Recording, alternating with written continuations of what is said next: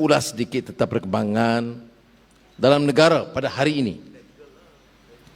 Dalam kes atau melibatkan pendakwaan ke atas sahabat kita Saudara Lim Guan Eng, sesaguk DAP, dan juga isteri beliau yang akan didakwa kabarnya pada hari Selasa.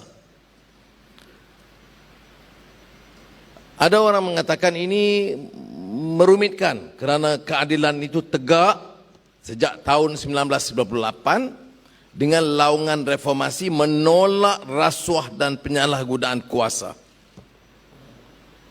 Sekarang ada pendakwaan.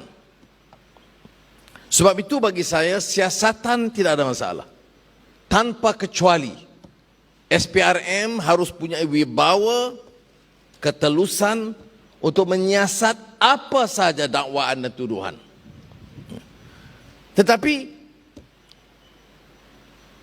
kita harus pastikan bahawa tindakan-tindakan itu bukan bermotif politik, bukan berbentuk penganiayaan. Malah dalam kes yang melibatkan Datuk Seri Najib dulu pun, saya katakan kita lihat kepada fakta dan undang-undang, bukan vendetta politik. Kerana kadang-kadang laungan beberapa tokoh masa itu tidak lain dari kebencian demi kebencian ulang-ulang. Padahal bagi kita harus lihat kepada fakta dan undang-undang seperti mana yang diputuskan oleh hakim. Jadi ada orang samakan, Saudara Lim Guan Eng belum dihukum. Jangan samakan dengan kes yang dihukum berdasarkan fakta dan hujah serta undang-undang. Saudara tentunya tahu, saya bangkitkan pada malam ini bukan kerana Lim Guan Eng itu sahabat setia. Kita ikuti perjalanan. Kita tidak pernah pertikai soal siasatan, baik rumah atau terong. Dalam kes rumah, saya pernah sebut cara terbuka dulu.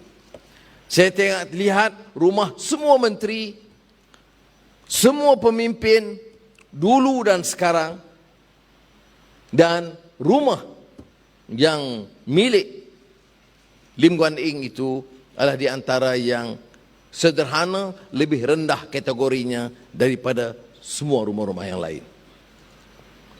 Tetapi dia melibatkan pendakwaan. Sekarang kes 2011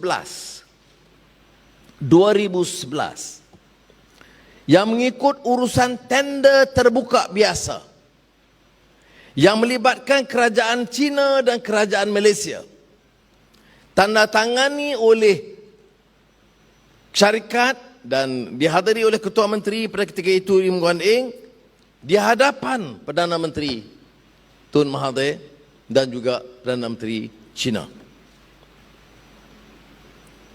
Satu perkara lain yang disebut berulang kali oleh para peguam, pendakwaan kes rasuah yang tak sebut rasuah.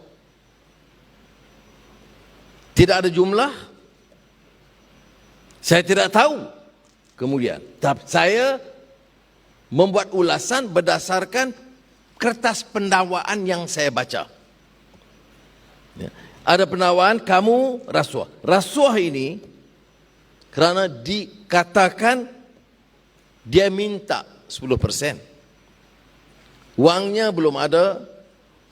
Malah kalau ikut kenyataan Saudara Lim Guan Eng, sepanjang siasatan itu, beliau tidak pernah ditanya di mana wang disimpan, berapa yang diambil, atau disemak akaunnya, atau di rumahnya, dan lain-lain. Saudara, ini membimbangkan kita tentang proses hukum di negara kita. Jadi saya, oleh demikian, bagi pihak keadilan, dan tentunya selaku pengurusi Pakatan Harapan, kita tidak boleh berdiam diri. Apakah kita tolak ansur dengan rasuah? Tidak. Kita tidak terima rasuah, malah menentang rasuah, sama ada oleh pimpinan UMNO atau Bersatu atau DAP atau Keadilan. Saya nak tegaskan ini. Jangan orang anggap kita nak remehkan. Kita mahu tindakan diambil kepada musuh-musuh politik lain dan ringankan beban terhadap kita.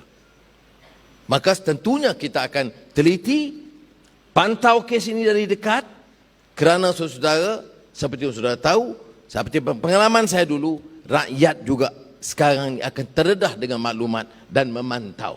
Bukan saja pendakwa atau peguam atau hakim. Ia juga melibatkan kefahaman rakyat tentang undang-undang dan fakta. Maka sebab itu saya tegaskan keadilan dan Pakatan Harapan menolak cara pendakwaan yang tidak telus dan ditafsirkan sebagai menekan musuh politik. Saudara, yang lebih dikesalkan ialah pendakwaan terhadap isterinya. Apakah tak boleh dakwa? Boleh. Apakah tak boleh siasat? Boleh. Tetapi takkan tak boleh tunggu 1 hari untuk menahan. Tak bolehkah isteri ini mengiring sang suami dalam keadaan yang sangat mencabar dalam sejarah hidup mereka, satu keluarga? Ya, nak tahan. Walaupun tangkap, saya tak faham sebab kes yang lebih besar tidak ditangkap dan tidak letak ke dalam lokap. Jangan banding kes saya itu istimewa. Tetapi saya rasa sangat sedih bila suami dihadapkan di mahkamah dengan pertuduhan yang besar dan isteri ditahan pada masa yang sama, padahal boleh tangguh 1 hari sudah, 1 hari, bukan nak lepaskan. Inilah malangnya keadaan dalam negara kita, saudara. Janganlah kita lihat ini dari sudut parti, lawan ke kawan ke, tetapi pertimbangan kemanusiaan ini harus ada. Apa pengajarannya kepada kita? Seandainya kita berkuasa sekalipun, janganlah hilang tunggak keadilan dan kemanusiaan. Itu pengajaran kepada kita dalam keadilan juga. Tunggak keadilan dan kemanusiaan, kerana itu juga tunggak parti kita. Jadi saya pada peringkat ini minta semua ahli-ahli keadilan memantau, menjelaskan, tentunya mengikuti kes. Saya tidak mau dikatakan prejudge, ini lawyer civil perdana, tetapi kita berdasarkan apa yang dibentangkan kepada kita hari ini, ia amat merisaukan. Dan oleh itu parti dan PH akan turut bangkit, menyedarkan rakyat, dan yang lebih penting, menghentikan politik menindas, menekan mana-mana pihak sekalipun.